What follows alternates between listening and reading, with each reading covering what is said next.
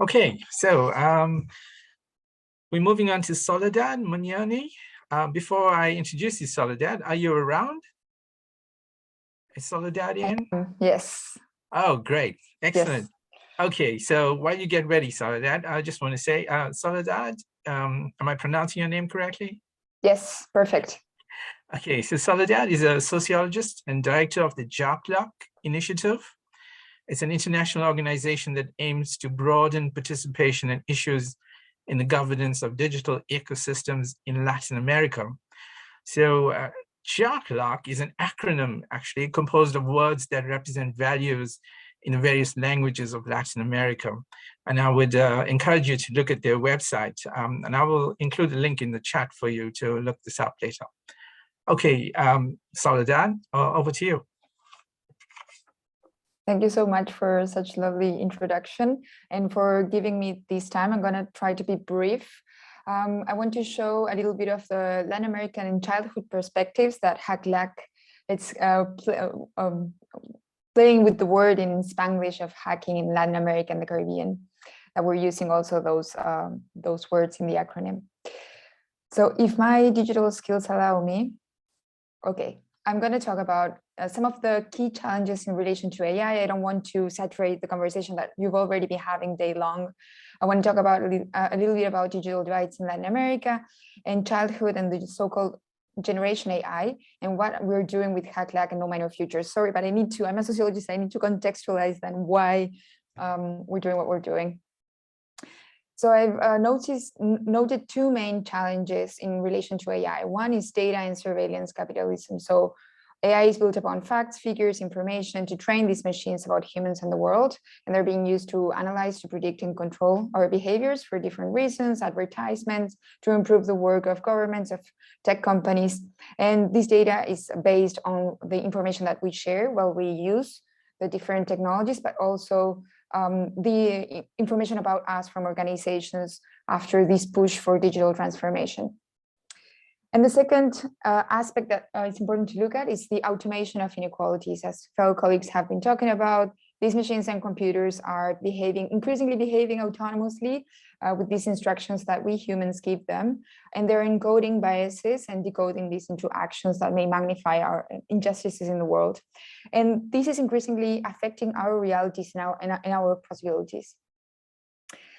In terms of main issues in order to harness these opportunities of AI, we need to develop trustworthy and ethical technologies. Otherwise, people are not going to be using it, and it's going to continue magnifying our inequality crisis the world is going through.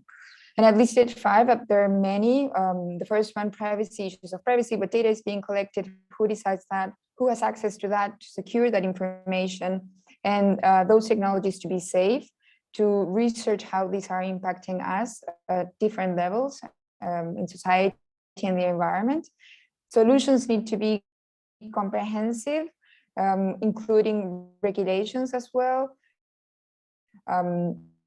research on how these technologies can be automating these processes, but particularly with using human rights frameworks to map where are we failing and where we need to develop technology that are in our best interest. And for this, we need multi-stakeholder collaborations, local and international. This discussion is bringing us together more than ever.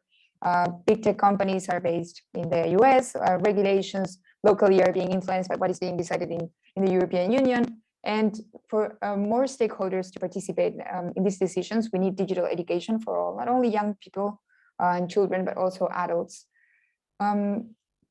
Yes, okay, my presentation is not okay. And about children and generation AI, it's important to know that 1 in 3, whoops, I need to go back.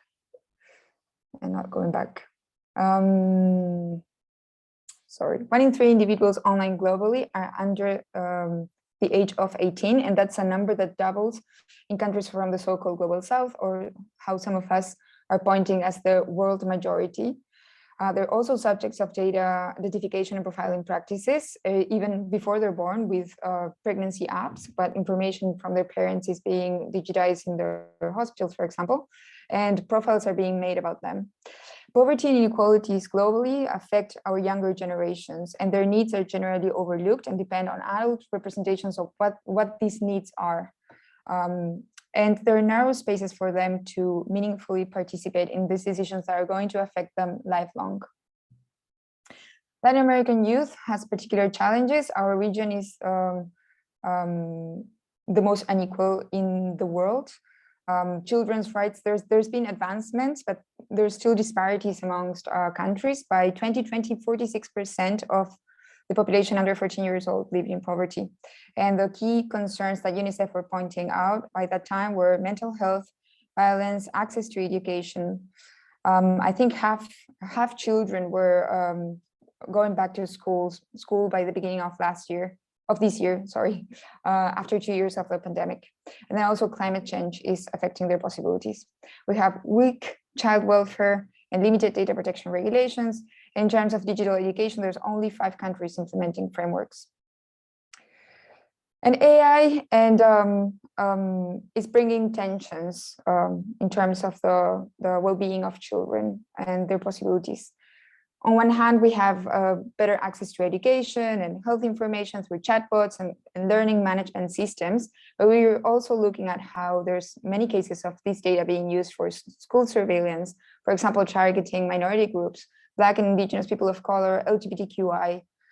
There's possibilities of positive interactions with social robots, children that are neurodiverse, and they, for example, children from LGBTQI communities can connect with diverse communities online, but also their well-being is being affected with social media privileging disinformation, hate speech, and harmful content, as we've seen with the Facebook papers.